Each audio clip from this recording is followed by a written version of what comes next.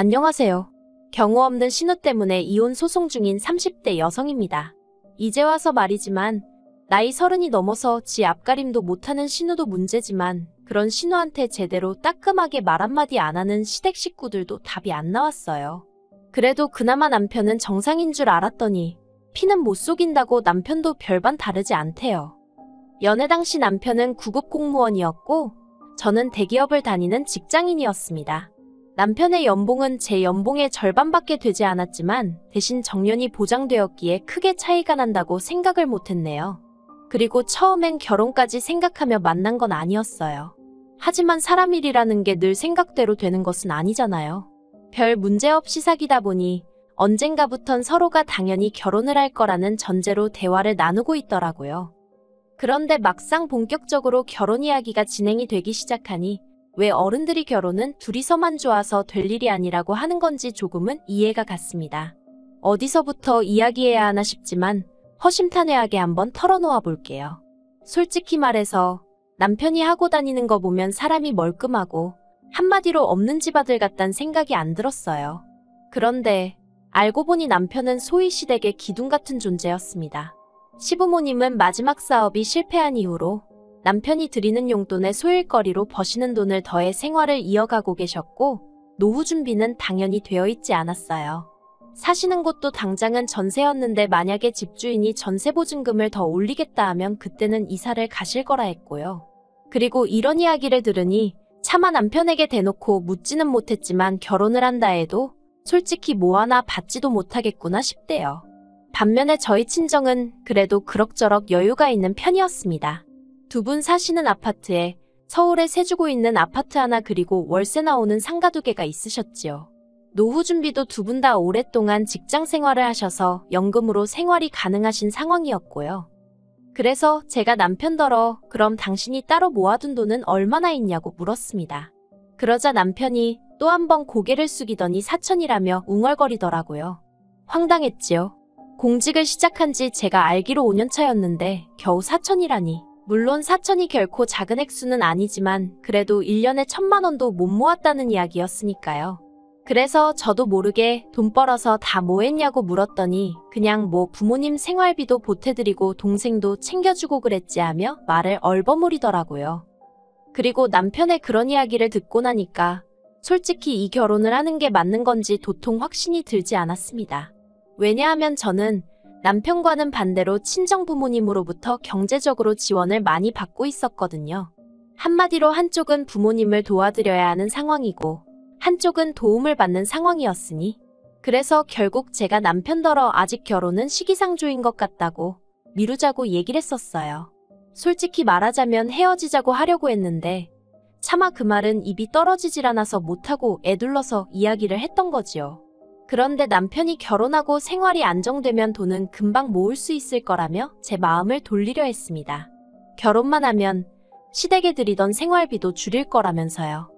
그리고 저는 그런 남편의 애걸복걸하는 모습에 마음이 많이 흔들렸어요.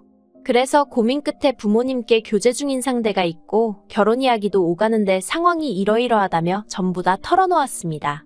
그러자 친정부모님께선 모든 게 괜찮은 사람인데 돈만 문제인 거라면 그건 당신들이 도와주겠다 하시대요.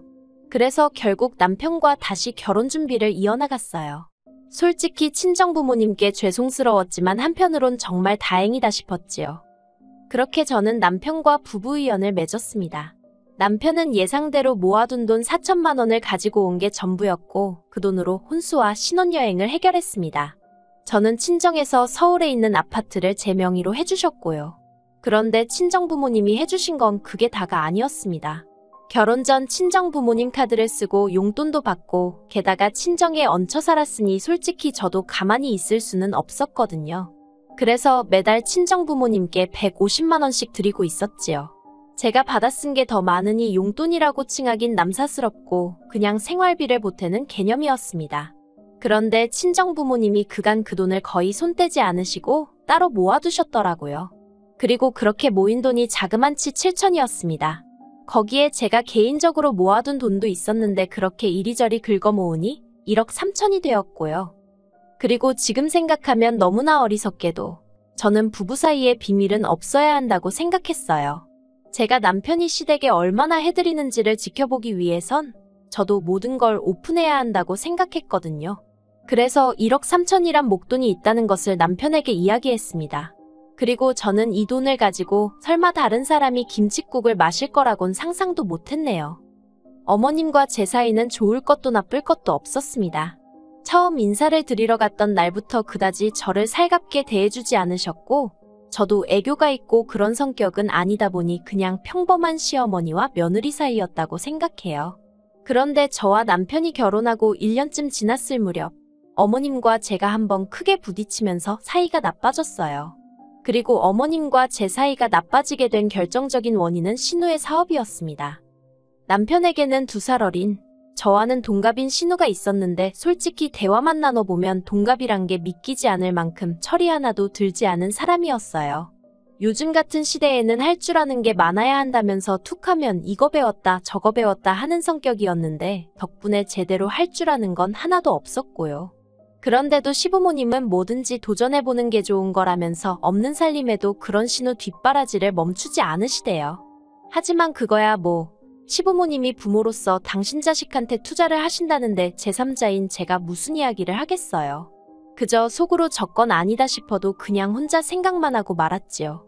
그런데 그런 신우가 난데없이 양초 사업을 하겠다며 시부모님께 5천을 해달라고 했다더라고요. 하지만 저희 시부모님께 5천이란 큰돈이 있을 리 만무했습니다. 그렇다 보니 시부모님께서 저희 부부를 호출하셨어요. 그리고 알고 보니 저는 시댁에 내려갈 때까지도 솔직히 신우가 사업이니 뭐니 그런 내용을 하나도 몰랐거든요. 남편도 모르고 있다고 생각했고요. 그런데 그게 아니라 남편은 이미 다 알면서 모른 척하며 저를 시댁에 데려간 거였어요. 그리고 시댁에 도착하니 시부모님께서 저에게 거두절미하고 말씀하시겠다며 저더러 5천만 원만 일단 좀 빌려 쓰자 하시는 겁니다. 그래서 제가 그런 큰 돈이 어딨냐고 발뺌을 해봤는데 남편이 옆에서 내가 이미 다 말씀드렸어 하는 거예요. 환장할 노릇이었지요. 솔직히 말해서 제가 정말 그깟 5천만 원 없어도 그만이지 할 수 있을 정도로 돈이 많았거나 아니면 저희 시부모님이 정말 그 돈을 갚으실 능력이 되셨거나 하다못해 신우가 하겠다는 사업이 정말 비전이 보였다거나 뭐가 됐든 조건 하나만 맞아 떨어졌어도 제가 최소한 생각은 해봤을 거예요. 하지만 그 어느 것 하나 맞아떨어지는 게 없었습니다. 그러니 생각해보고 말고 할 문제가 아니었지요. 그래서 제가 못 빌려드린다고 그 자리에서 거절을 했어요. 그러자 시부모님 옆에 뚱하니 앉아있던 신우가 왜 못 빌려주냐면서 자기 못 믿냐고 징징거리대요. 그리고 그런 신우에게 차마 내가 너 뭘 보고 믿겠냐 소리는 못하고 원래 가족 간에는 돈 거래하는 거 아니에요 아가씨 하고 말았지요. 그랬더니 옆에서 남편이 제 눈치를 살살 보면서 근데 우리 당장 그 돈 어디다 써야 되는 건 아니잖아 그러는 거예요. 솔직히 처음부터 남편이 시부모님한테 제가 여윳돈이 있다는 쓸데없는 소리만 안 했어도 애시당초 이런 불편한 자리가 생길 이유도 없었는데 가만히나 있지 왜 저딴 소리를 하나 싶어서 제가 남편을 째려봤습니다. 그러자 어머님이 저더러 너무하다면서 그냥 달라는 것도 아니고 빌려달라는데 그것도 싫은 거냐며 섭섭하다고 하시대요. 그리고 그런 어머님께 가타부타 설명해봤자 어쨌든 결국에 빌려주지 않는 이상 저는 나쁜 며느리가 될 게 뻔했으니 그냥 몇 번이고 죄송하다고만 했지요. 그리고 결국 신우는 사업을 시작하지 않았습니다. 사실 제가 냉정하게 딱 잘라 거절을 하긴 했지만 마음이 편치만은 않았거든요. 그래서 신우에게 요새는 판매하는 사업 같은 건 온라인으로 먼저 시작하는 경우도 많다고 이럴 경우에는 초기 자본이 그렇게 많이 들지 않는다고 몇 번 조언을 했어요. 그런데 신우가 그런저더러 그렇게 잘 알면 그쪽이나 그렇게 해서 돈 벌라고 하더라고요. 그리고 이때 저도 시쳇말로 빈정이 확상했습니다. 저는 지한테 매번 아가씨 아가씨하고 불러주는데 지는 언니 소리는 죽어도 못하겠다며 제 이름에 심한 붙여 부르기가 일수더니 급기야는 그쪽이라니. 그래서 저도 그때부턴 신우한테 관심 딱 끊었네요. 그리고 그렇게 사이가 나빠진 걸 어머님은 전부 다 제 탓이라 생각하시는 눈치셨어요. 제가 생각했을 때는 애시당초 며느리 돈을 가져다 딸 사업 자금으로 쓰시려고 한 어머님 때문에 벌어진 사단이었는데 말이에요. 아무튼 이 일로 서로 간의 감정은 크게 상했지만 저는 개의치 않았어요. 냉정하게 말해서 저는 아쉬울 게 하나도 없었거든요. 그리고 이후로 1년이란 시간이 또 흘러 지난달이었네요. 웬일로 신우에게 연락이 왔습니다. 받을까 말까 잠시 고민하다 제가 지한테 뭐 잘못을 한 것도 아니고 왜 피하나 싶대요. 그래서 받았더니 세상에 아무 일도 없었다는 듯 잘 지냈냐입니다. 얼마나 황당하던지 저는 신우가 다른데 전화할 걸 저한테 잘못한 줄 알았어요.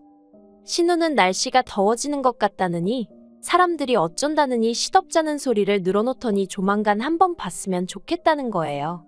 그리고 저는 그 순간 본능적으로 또 뭐 부탁할 게 있구나 싶었습니다. 그리고 뭐가 됐건 간에 도와줄 생각은 없었지만 그래도 혹시나 다른 이야기를 할 수도 있으니 그러자고 한번 만나자고 했어요. 마음 한구석에선 혹시나 신우하고 관계가 나아지면 남편이 좋아하겠구나 싶은 생각도 있었고요. 그리고 그렇게 만난 신우는 뜬금없는 소리를 했습니다. 제가 다니는 회사에서 이번에 전 국민을 상대로 공모전을 한다며 자기가 이번에 응모를 할 거니까 자기를 1등으로 뽑아달라는 거예요. 1등이 되면 상금이 1,000만 원인데 그걸로 유럽 여행을 가고 싶다나요? 어이가 없고 황당해서 무슨 수로 아가씨를 1등으로 뽑냐고 되물었습니다. 그랬더니 같이 일하는 직원들한테 미리 말을 해놓으면 되는 거 아니냐는 말도 안 되는 소리를 하더라고요. 한심하고 기도 안 차서 제가 괜히 나온 것 같다 하고 먼저 자리에서 일어났어요. 그리고 집에 돌아오니 벌써 남편이 신우랑 통화를 한 건지 어두운 표정을 하고 있었습니다. 그런데 저를 보더니 한숨만 푹 내쉬고 아무 말도 안 하더라고요. 그래서 저는 속으로 자기가 생각해도 어이가 없으니 나한테 따지지도 못하는 거겠지 싶대요. 그리고 남편이 잘못한 건 아니니까 좀 안쓰러운 마음도 있었어요. 저를 보기가 얼마나 창피할까 싶어서요. 그런데 얼마 안 있다가 남편이 얘기 좀 하자더니 번번이 왜 이렇게 서운하게 하냐입니다. 제가 그게 무슨 소리냐니까 자기도 자기 여동생이 저만큼 똑부러지지 못한 건 알지만 그래도 그렇게 매번 무시하는 건 경우가 아니지 않냐며 제가 너무한 것 같다는 거예요. 그리고 저는 그때까지도 이게 신우의 문제지 남편의 문제라곤 생각하지 않았기 때문에 싸울 생각은 없었어요. 그래서 서운하게 하려던 건 아닌데 미안하게 됐다고 했습니다. 그랬더니 자기 기분이 문제가 아니라 신우가 울고불고 난리가 났다면서 저 때문에 아무것도 하기 싫다고 의욕이 꺾였다고 그러더라는 거예요. 듣는데 어이가 없었지만 그래서 나더러 어떡하라는 거냐고 물었어요. 그러자 남편이 한다는 말이 이참에 그간의 일을 사과하는 의미로 유럽 여행을 제가 보내주면 어떻겠냐입니다. 14박 15일 정도로요. 그 말을 듣는데 순간 화가 나서 눈이 뒤집힌다는 게 이런 기분인가 싶대요. 당연히 용납할 수 없는 이야기였고 그 말을 시발점으로 남편과는 전에 없이 크게 다투게 되었습니다. 남편은 제가 신우를 무시한 게 문제라며 그걸 먼저 사과해야 한다우겼고 저는 무시한 적도 없지만 이제 정말 무시해야겠다고 아주 네 동생이나 너나 수준도 안 맞고 뻔뻔해서 상종도 못하겠다 받아쳤어요. 그리고 싸움이 길어지면서 남편은 저 때문에 시부모님께 용돈까지 줄여서 드리고 있다며 자기가 힘들게 돈 벌어서 저 좋은 일 시키는 것 같다는 말 같지도 않은 소리를 해댔지요. 저는 그런 남편에게 네가 벌어온 돈은 전부 네가 다 쓴다고 네 기름값이며 보험료며 네 입으로 들어가는 음식들은 다 어디서 공짜로 나오는 줄 아냐 했습니다.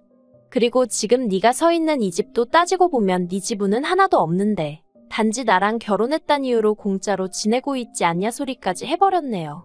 그러자 남편이 할 말이 없었는지 저더러 네 능력으로 산 집도 아니면서 그런다는 거예요.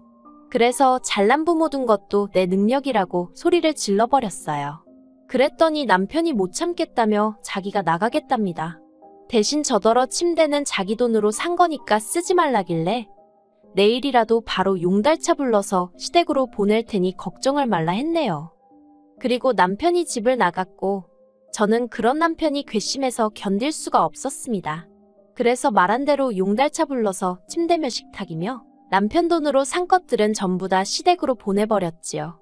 그랬더니 이번엔 어머님이 전화를 하셔서는 남편을 내쫓아놓고는 이런 짓까지 하느냐며 이걸 지금 어디다 두라는 거냐고 화를 내시는 거예요. 그래서 그건 어머님 아들하고 상의하시라고 그 사람이 자기 거라길래 돌려준 거라 했더니 어머님이 저더러 독종이라면서 살다 저처럼 독한 엑스는 처음이랍니다. 그래서 그러시냐고 저도 어머님도 그렇고 이렇게 뻔뻔한 사람들은 처음이라고 받아쳐버렸네요. 솔직히 이미 이혼까지 생각하던 마당이었으니 당하고만 있을 필요가 없겠더라고요. 그리고 거기서 그치지 않고 저는 바로 지인의 소개를 받아 이혼 전문 변호사를 고용했습니다. 처음엔 남편하고 협의 이혼으로 하려고 했는데 어디서 뭘 듣고 왔는지 아파트 절반이 직권의 재산 형성이 어떻고 저떻고 헛소리를 남발하길래 어쩔 수가 없었네요. 그리고 지금 소송 진행 중인데 전 걱정이 하나도 없습니다. 변호사도 자기가 수임료 받기가 민망할 지경이라고 할 정도로 저한테 유리한 상황이거든요. 하지만 남편은 이제 조금씩 똥줄이 타는지 정말 이혼해야겠냐며 저를 자꾸 찔러봐요. 그것도 하루는 울고불고 매달리기도 하고 또 어떤 날은 화도 내고 아주 혼자 북치고 장구치고 생쇼를 하고 있지요. 물론 저는 아무런 타격도 받지 않고 있지만요. 지금은 그저 이 지리한 과정이 빨리 마무리가 되어 완벽하게 자유의 몸이 되고 싶은 마음뿐입니다.